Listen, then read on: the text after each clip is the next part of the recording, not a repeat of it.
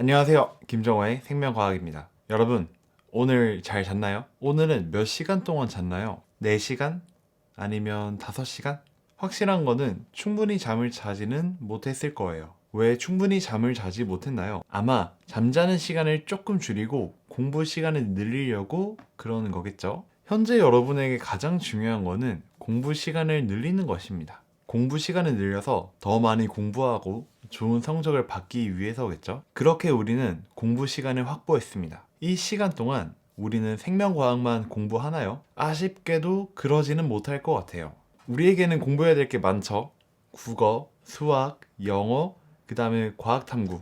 이런 과목들도 같이 공부하다 보면 하루에 생명과학에 투자할 수 있는 시간이 많아야 1시간 정도가 될 것 같아요. 아니면 가끔 늦잠을 자거나 변수가 생긴 날에는 생명과학을 공부할 시간이 없을 수도 있겠죠. 이런 것들을 생각해 봤을 때 공부 시간을 아무리 많이 확보해 놨어도 생명과학에 투자할 수 있는 시간이 많지는 않겠죠. 이렇게 공부할 시간이 많지는 않은데 우리의 목표는 조금 높죠. 그렇다면 어떻게 해야 될까요? 우리는 그 시간 동안 최대한의 가성비를 뽑아내는 공부를 하면 돼요. 다시 말해서 시간 대비 공부 효율이 좋은 공부를 해야 된다는 말이겠죠? 그렇다면 이 가성비 높은 공부 방법은 어떻게 알아낼 수 있을까요? 크게 2가지 방법이 있습니다. 첫 번째, 스스로 그 방법을 찾아내는 것. 두 번째, 먼저 그 길을 지나온 사람에게 그 방법을 배우는 방법. 첫 번째 방법은 두 번째 방법에 비해서 시간이 많이 걸리겠죠? 시행착오가 필연적이라 시간이 많이 소요될 겁니다. 공부 시간이 충분하지 않은 우리에게는 첫 번째 방법은 맞지 않은 것 같습니다. 그렇다면 두 번째 방법, 그 길을 먼저 지나온 사람에게 그 방법을 배우는 방법이 있겠죠? 이 방법은 다이렉트로 효율적인 공부 방법을 알려줍니다. 학생인 여러분은 그 방법을 적용하기만 하면 되죠. 이번 이 영상에서 제가 그 방법을 알려드리려고 합니다. 제가 시행착오를 겪으며 학생들을 가르치며 깨닫고 정리한 개념 공부 방법과 복습 방법을 알려드리도록 할게요. 만약 이 영상을 시청하고 있는 학생이 개념 공부를 하기에 앞서서 이 영상을 보고 있다면 이 영상의 내용을 잘 정리해서 본인에게 잘 적용해 보시면 좋을 것 같고요. 만약에 내가 지금 개념 공부를 하고 있는 상태다. 그렇다면 개념을 잊어버리지 않기 위한 방법으로 복습하는 방법을 잘 들어주시면 좋을 것 같습니다. 그러면 먼저 개념 공부하는 방법부터 말씀드리도록 할게요. 개념 공부는 3가지 단계로 완성이 됩니다. 3가지 단계를 거치면 개념 문제는 웬만해서는 틀리지 않을 겁니다. 그러면 첫 번째 단계부터 설명드릴게요. 첫 번째, 개념 공부할 때 하나의 개념서만 가지고 공부하기. 개념 공부를 시작하기 앞서 종종 이런 학생들이 있습니다. 나는 지엽적인 내용까지 다 볼 거야. 개념서 2-3권으로 공부하면 절대 틀릴 일 없겠지? 이렇게 초반에 의욕이 넘쳐서 이러는 학생이 종종 있습니다.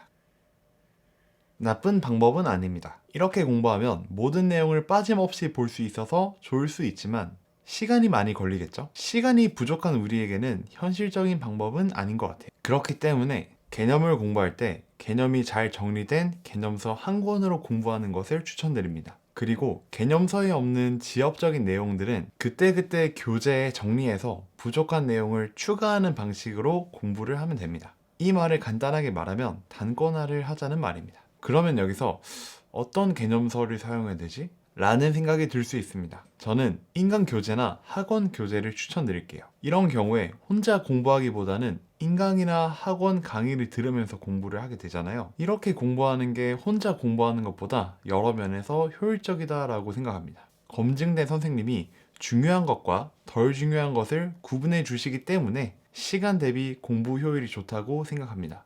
자, 그리고 이렇게 개념 공부를 하면서 그 내용에 맞는 평가원 기출문제를 풉니다. 이때 평가원 기출문제집은 자이스토리나 아니면 학원 교재, 인강 교재가 될 수 있겠죠.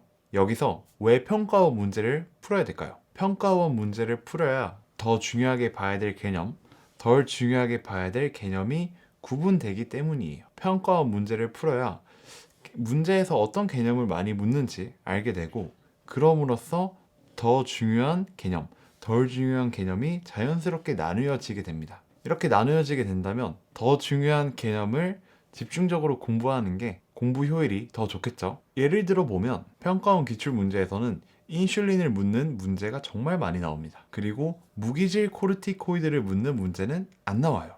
그러면 개념 공부를 할 때 어떤 거를 더 중점적으로 공부를 해야 될까요? 그쵸? 인슐린을 더 중점적으로 공부를 해야겠죠? 이렇게 더 중요한 개념을 중점적으로 먼저 공부를 하고 그 다음에 덜 중요한 개념을 공부함으로써 공부 효율을 높일 수 있습니다. 그리고 평가원 기출문제를 풀면서 피드백을 합니다. 이때 맞춤 문제와 틀린 문제 상관없이 완벽하게 문제를 풀지 못했다라고 생각이 든다면 그러면 피드백을 하면 됩니다. 피드백을 하는 방법은 다음과 같습니다. 내가 만약 인슐린 호르몬에 대해서 잘 몰라서 문제를 틀렸다. 그러면 당연히 인슐린 호르몬에 대해 공부를 해야겠죠. 여기서 제 피드백 방법은 한 단계 더 나아갑니다. 인슐린 호르몬뿐만 아니라 그 상위 개념인 호르몬에 대해서도 추가적으로 공부를 합니다. 예를 들어서 인슐린 호르몬에 대해서 틀렸다. 그러면 그 상위 개념이 호르몬이잖아요. 그러면 호르몬의 특징에 대해서 피드백하고 그 다음에 호르몬의 종류, 인슐린, 당질 코르티코이드, 무기질 코르티코이드, 티록신, 항이뇨 호르몬, 아드레날린 이런 것들을 추가적으로 공부하는 방법이 제 피드백 방법입니다. 이때 중요한 것은 피드백을 할 때 개념을 눈으로 읽는 인풋만 하는 게 아니라 아웃풋을 하는 것입니다. 예를 들어서 인슐린 호르몬에 대해서 틀렸어요. 그러면 상위 개념인 호르몬에 대해서 공부를 해야 되잖아요. 호르몬에 대한 내용을 읽는 것뿐만 아니라 그 내용을 끄집어내야 돼요. 어떻게 끄집어내냐? 피드백하는 문제 밑에 그 내용을 다 적는 겁니다. 이렇게요. 이 피드백 방법에서는 아웃풋이 핵심입니다. 왜 아웃풋이 핵심이냐? 아웃풋은 내가 어렴풋이 알고 있는 내용을 밖으로 꺼내는 것을 뜻하는데 이것은 인풋보다 효과적이기 때문입니다. 내가 어렴풋이 알고 있는 내용을 노트에 논리정연하게 정리하거나 아니면 남에게 설명하기 위해서는 그것을 하기 전에 머릿속으로 내용이 정리되어 있어야 됩니다. 이렇게 머릿속으로 내용을 정리하는 이 과정이 암기하는데 장기 기억으로 전환되는데 아주 핵심적인 과정이기 때문에 우리는 피드백을 할 때 아웃풋을 해야 됩니다.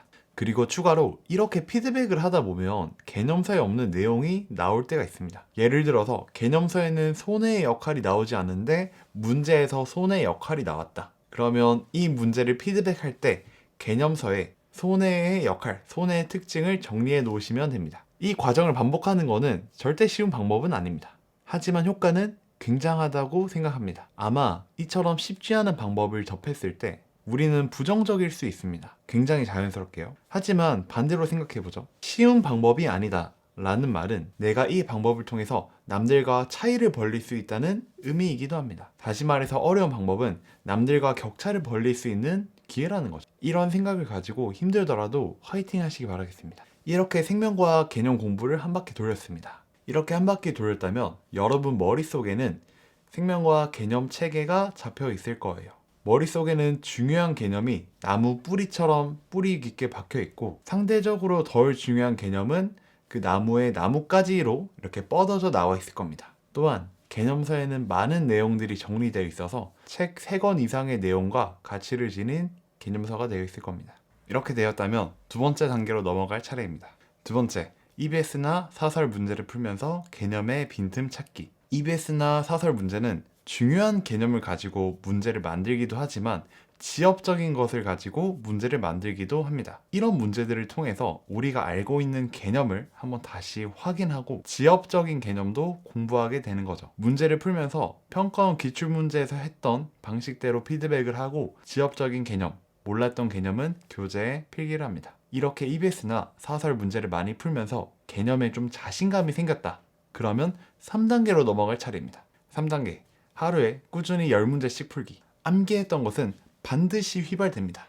이거는 사람이라면 어쩔 수 없어요. 이 휘발되는 것을 막기 위해서는 지속적인 노출이 필요합니다. 우리는 지속적인 노출을 위해서 하루에 꾸준히 10문제씩 푸는 것이죠. 이렇게 계속 개념에 노출되면 개념을 잘 잊어버리지 않게 되고 개념 문제 푸는 감을 잘 유지할 수 있습니다. 하루에 10문제씩 풀려고 하다 보면 어떤 문제를 풀어야 될지 모르는 경우가 생깁니다. 평가원 문제를 풀어도 좋고 시중에 나온 좋은 교재를 사용해도 괜찮습니다. 하지만 이때 제가 만든 개념 모의고사를 이용한다면 하루에 10문제 정도는 꾸준히 풀 수 있으니 좋은 대안책이 될 수 있지 않을까 생각합니다.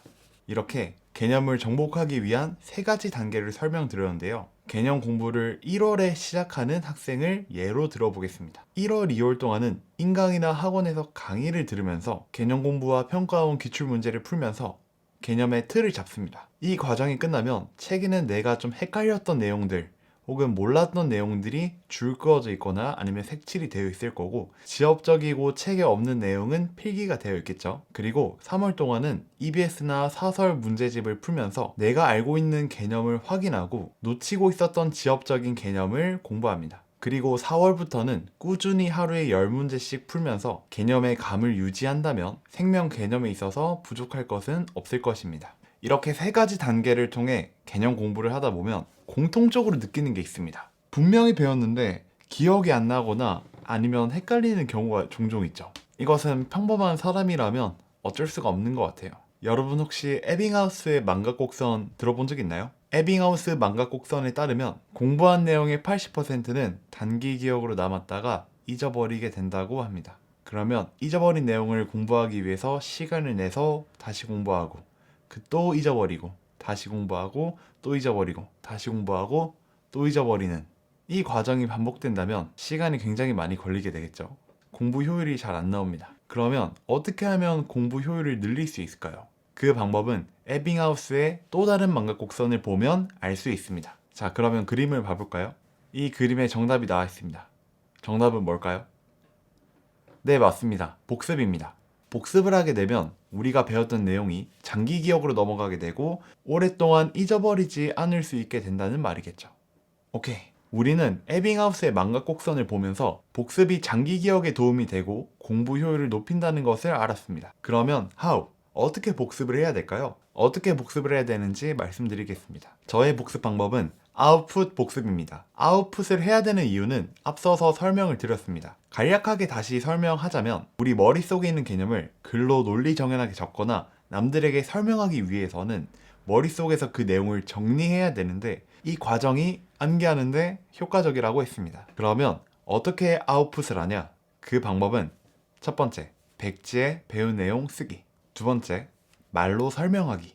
첫 번째 방법인 백지에 배운 내용 쭉 쓰는 거는 그냥 백지에 배운 내용을 쭉 써나가면 됩니다. 예를 들어 오늘 인슐린과 티록신 같은 호르몬의 종류에 대해서 배웠다면 백지에 호르몬의 종류에 대해서 다 쓰고 호르몬의 특징까지 다 씁니다.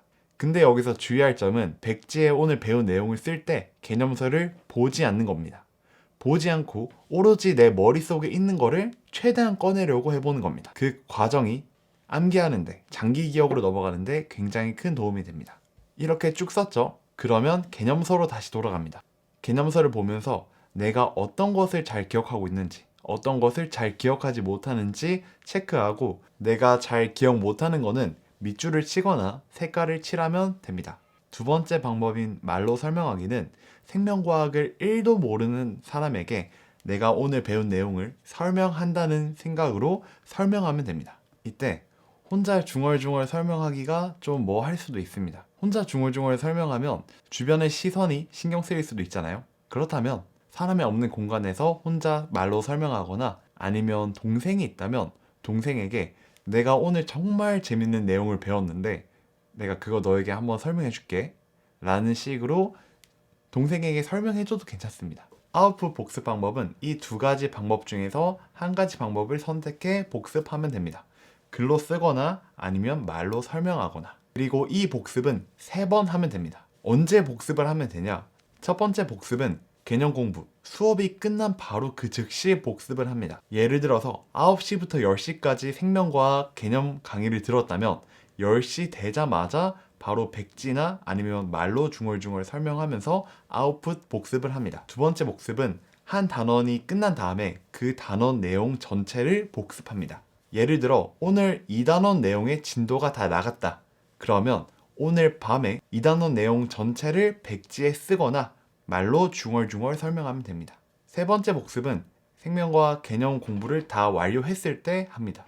예를 들어 오늘 생명과학 개념 진도가 다 나갔다면 모든 단원의 내용을 백지에 쓰거나 말로 중얼중얼 거리시면 됩니다.